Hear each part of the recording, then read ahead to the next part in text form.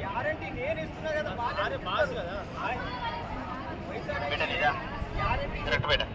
Sir చెప్పింది కదా, నాకు రెస్పెక్ట్ ఇచ్చినట్టు మళ్ళీ నేను మీకు రెస్పెక్ట్ ఇచ్చినట్టు అట్లా ఉంటుంది. మీరు లేదు నేను చెప్పండి చెప్పమ్మా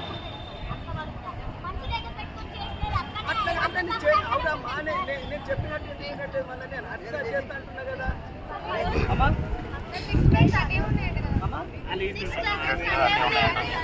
ఆమె లేకుంటే ఇంకొక సమయం చేస్తారు. ఇప్పుడు ఏం చెప్పాలి? అర్జెంట్గా ఇప్పుడు చేయవలసిన పని ఏంది? మాత్రం చేయగలిగిన పని చెప్పాలి.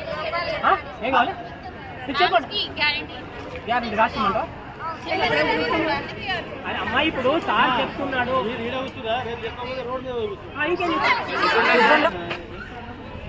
చేస్తారా? ఇప్పుడు వాళ్ళు లేకుండా ఇంకొకరు చేస్తాం. ఇంకా సమస్య ఉన్నప్పుడు సాల్వ్ చేయడానికి ప్రయత్నం చేస్తారు.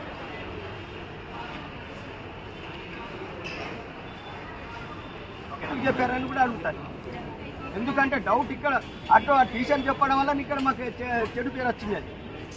I'm studying second year BiPC. Sir మాకు ఫస్ట్ ఇయర్ నుంచి ఇదే ప్రాబ్లమ్. జువాలజీ అర్థమవుతుంది, అసలు ఏం చాప్టర్ చెప్తుండో అర్థమవుతుంది, సార్ ఏం చెప్తుండో అర్థమవుతలేదు. ఎక్స్పెషల్లీ ఒక డయాగ్రామ్ వేయండి అంటే కూడా దాని గురించి ప్రాక్టీస్ చేయమంటుంది, కానీ దాని టోటల్ డీటెయిల్స్ అనేది తెలుస్తలేదు. మళ్ళీ టెక్స్ట్ బుక్ ఓపెన్ చేసి అయినా టెక్స్ట్ బుక్లో చెప్పేది దిగినా మాకు అర్థమవుతలేదు. ఓపెన్ చేయకండి అంటారు. అందరు చెప్పే సార్ వల్ల డిఫరెంట్ సబ్జెక్ట్ వేరే ఉంది, సార్ చెప్పే డిఫరెంట్ సబ్జెక్ట్ వేరే ఉంది. మీ సబ్జెక్ట్ కాకుండా వేరే సబ్జెక్ట్ ఉందా? సబ్జెక్ట్ వేరే చెప్పడం కాదు సార్, తెలుగులో చెప్తాడు, తెలుగు వాళ్ళకి అర్థమవుతలేదు. వేరే లెక్చరర్ కావాలి sir. Shyam Sundar, P Shyam Sundar. I'm from BiPC second year.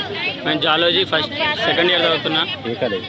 Govt college, Bansoda government junior college. BiPC second year చదువుతున్నా. ఫస్ట్ ఇయర్లో నాకు జువాలజీలో తక్కువ మార్క్స్ వచ్చినాయి. రావడం వల్ల నాకు జువాలజీ సబ్జెక్ట్ ఏం అర్థం కాలేదు. జువాలజీలో రావడం కారణం మాకు సార్ మంచి చెప్పలేడు, ఏది కూడా డీటెయిల్గా చెప్పలేదు. వేరే సబ్జెక్ట్తో కంపేర్ చేస్తే మేము జువాలజీలో చాలా వీక్ ఉన్నాం. మాకు నీట్ అండ్ ఎంసెట్లో అసలు ర్యాంక్ అనేది 0 వస్తుంది జువాలజీ సబ్జెక్ట్లో. ఒక్క సబ్జెక్ట్ వల్ల మార్క్స్ అన్ని ర్యాంకే తగ్గిపోయింది బైపీసీలో అని. మేము మాకు కొత్త ఫ్యాకల్టీ కావాలని కోరుకుంటున్నాం.